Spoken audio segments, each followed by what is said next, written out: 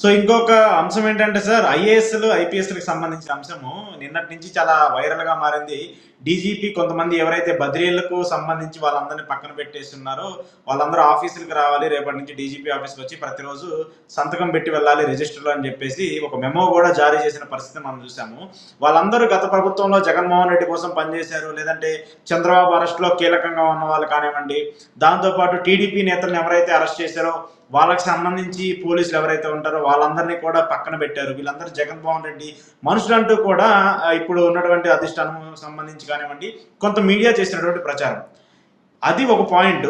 రెండో పాయింట్ ఏంటంటే, నాకు అర్థం కాని పాయింట్ ఏంటంటే, ఒక దేశ భద్రతకు సంబంధించి ఎన్నుకోబడినటువంటి ఒక ప్రధాన, అంటే ఇది పీక్ ఐఏఎస్ ఐపీఎస్ అంటే వాళ్ళకి చాలా గొప్పగా మనం భావిస్తూ ఉంటాం. అలాంటి వ్యక్తులు ఒక రాజకీయ పార్టీల మధ్య వాళ్ళని ఒక కార్నర్ చేసి మధ్యలో నిలబెట్టే పరిస్థితికి రాజకీయ పార్టీలు తెచ్చినాయా? అంటే ఒకటి, ఇప్పుడు గత ప్రభుత్వంలో సీరియస్ పనిచేసినటువంటి ఐఏఎస్ ఐపీఎస్ ఇతర ఉన్నతాధికారుల్లో కొంతమందికి ఇప్పుడు పోస్టింగ్ ఇవ్వలేదు. దానిపైన విఆర్గా చూస్తాం. పోలీస్ శాఖ అయితే డీజీపీ హెడ్ క్వార్టర్లో రిపోర్ట్ చేస్తారు, ఐఏఎస్లు అయితే జిఏడి జనరల్ అడ్మినిస్ట్రేషన్లో రిపోర్ట్ చేస్తారు. విఆర్లో పెట్టడం అనేది గతంలో ఒక సాధారణం. ఎందుకంటే కొత్త ప్రభుత్వం వచ్చినప్పుడు లేదా ప్రభుత్వం కంటిన్యూ అయినప్పుడు ఏదైనా అధికారి పైన అనుమానం వచ్చినా, లేదా వారికి కొంత టైం తీసుకొని పోస్టింగ్ ఇవ్వాలన్నా, లేదా వివాదాస్పద ఆఫీసర్గా ముద్ర ఉన్నా, ఏ పోస్టింగ్ ఇచ్చినా ఇంతే డిస్టర్బ్ చేస్తున్నారు అనుకున్నా, లేదా తన ప్రాధాన్యతలను సక్రమంగా ముందుకు తీసుకెళ్ళలేకపోతున్నాడు, ఇట్లాంటి వచ్చినప్పుడు కొంత వెయిటింగ్ పెట్టడం అనేది అలవాటు. తర్వాత కొంతకాలం తర్వాత వాళ్ళకి ఏదో ఒక పోస్టింగ్ ఇస్తారు. కొంత ప్రాధాన్యత ఉన్న పోస్టులు అంటారు, ప్రాధాన్యత లేని పోస్టులు అంటారు, పోకల్ నాన్ పోకల్ ఇట్లా చర్చ నడుస్తుంటుంది.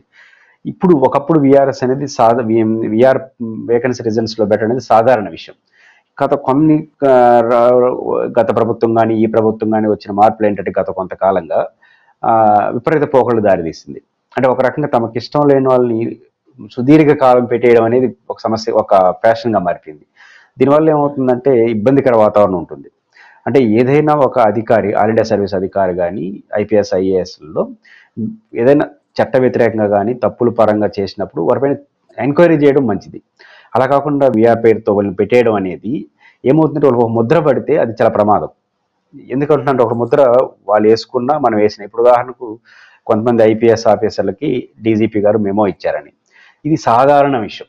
దీని పత్రికలకు ఎక్కాల్సిన అవసరం లేదు. ఎందుకు పత్రికలకు ఎక్కిందో కూడా తెలియదు. ఎందుకంటున్నారంటే, డీజీపీ ఆఫీసులో ఈ వేకెన్సీ ఫర్ విఆర్లో పెట్టిన వాళ్ళని రిపోర్ట్ చేయమంటారు. ఒక 15 మంది 20 మంది ఉన్నట్టున్నారు. దాంట్లో కీలకమైన డిఐజీ క్యాడర్ లాంటి ఐపీఎస్లు కూడా ఉన్నారు. సహజంగా ఏంటంటే ఆఫీస్కి వెళ్ళి ఉదయం 10 గంటలకు సంతకం పెడతారు, సాయంత్రం వరకు అక్కడ ఉంటారు, మళ్ళీ సాయంత్రం 5 గంటలకు రిటర్న్ వచ్చినప్పుడు సంతకం పెట్టి వస్తారు. ఇది రెగ్యులర్ ప్రాసెస్. అంటే వాళ్ళు విఆర్ అనేది పనిష్మెంట్ కాదు, పోస్టింగ్ కోసం వెయిటింగ్. వాళ్ళు అది కూడా ఉద్యోగమే. డీజీపీ ఆఫీస్లో పోయి సంతకం పెట్టేసి రావడం కూడా తమ విధి నిర్వహణలో భాగం, అది పనిష్మెంట్ కాదు, వెయిటింగ్ ఫర్ పోస్ట్ అంతే. కానీ దీన్ని కొంతమంది ఏం చేస్తున్నారంటే అది పనిష్మెంట్గా చూస్తున్నారు. కాకపోతే కానీ ఇప్పుడు ఎవరిని పెడుతున్నారు అక్కడ? తమకు నష్టం వాళ్ళని, గతంలో కొన్ని మీరు ఆరోపణలు చేసిన వాళ్ళు పెట్టేస్తున్నారు. అందువల్ల ఇది పనిష్మెంట్గా చేస్తున్నారు అందరూ. దాంతో ఏమవుతుందంటే, ఉదయం 10 గంటలకు పోయి సాయంత్రం 5 గంటల వరకు సంతకం పెట్టేసి రాకపోతే వాళ్ళందరికీ మెమోలు ఇచ్చి సంతకం పెట్టాలి కదా అని మెమోలు ఇస్తారు. ఇది సాధారణం. దీన్ని అసాధారణంగా చేసి ఏం చేశారు, ఆ మెమోలు ఇవ్వడంతో ఇది ఒక చర్చగా ఆయన త్వరలో దీనిపైన యాక్షన్ తీసుకునేస్తారనగా చివరకు కొన్ని మీడియా సంస్థలు ఏకంగా జగన్ ఐపీఎస్ అని పేరు పెట్టేసినారు.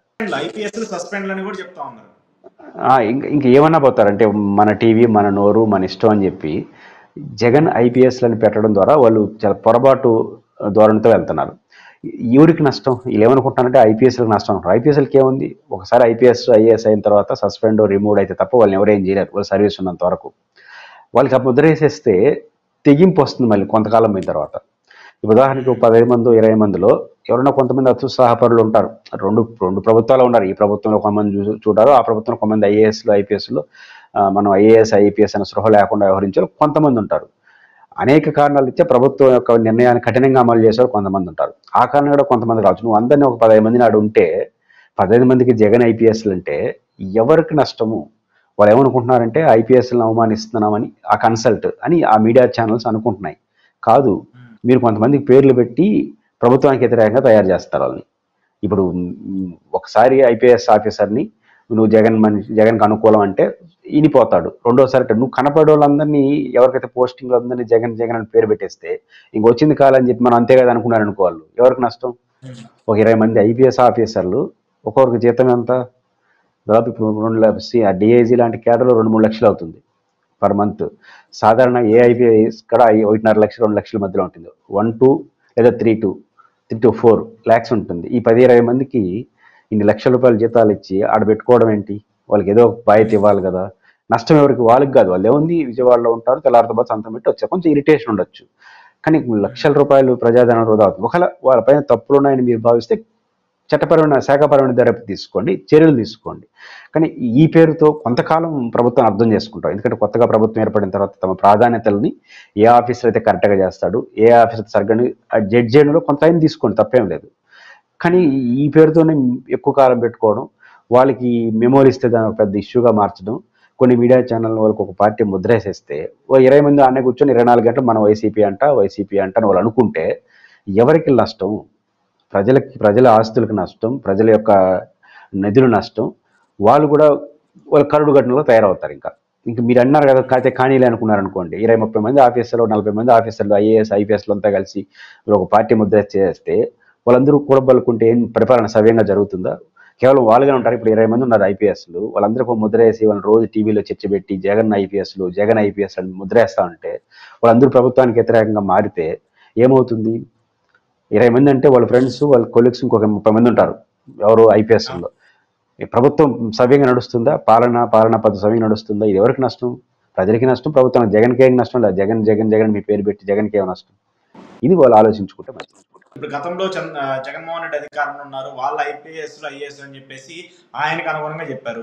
ఇప్పుడు చంద్రబాబు నాయుడు ప్రభుత్వం అధికారంలోకి వచ్చిన తర్వాత ఈయనకి సంబంధించి ఈయనకి అనుకువగా ఉన్న వాళ్ళని ఈయన తెచ్చి పెట్టుకున్నాడు. ఇట్లా ఏంటి ఎవరికి వాళ్ళు అనుకువగా తీసుకొచ్చి పెట్టుకుంటా ఉంటే ఇంకా మిగతా వాళ్ళందరూ వాళ్ళ క్యాడర్లో వాళ్ళు ఎంత పెద్ద ఎత్తున వాళ్ళు ఐఏఎస్ అధికారులుగా పేరు పొంది ఐపీఎస్ అధికారిగా పేరు పొందిన తర్వాత వీళ్ళు మా వాళ్ళు వీళ్ళు వాళ్ళ వాళ్ళు అని చెప్పేసి ఇలా డివైడ్ చేయడం ఏంటి? రాజకీయ పార్టీల మధ్య కాకీలు లాయర్లు నలిగిపోవట్లేదా? అలాగే ఐపీఎస్లో ఐఏఎస్ నలిగిపోవట్లేదా?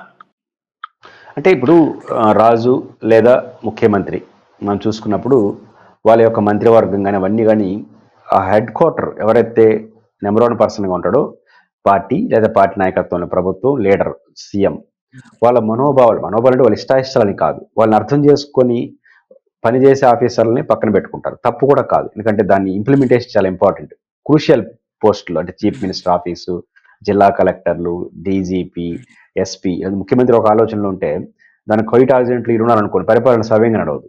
అంటే chief secretary, DGP, intelligence chief, CMO, జిల్లా కలెక్టర్ అనేవాళ్ళు కొంత ప్రభుత్వం యొక్క ఆలోచనలు వాళ్ళ మనోభావాలకు అనుగుణంగా, అంటే వాళ్ళు ఏంటంటే వాళ్ళ పార్టీ అని కాదు, వాళ్ళ నడకకు అనుకూలంగా పనిచేసే వాళ్ళు పెట్టుకోవడం సహజం.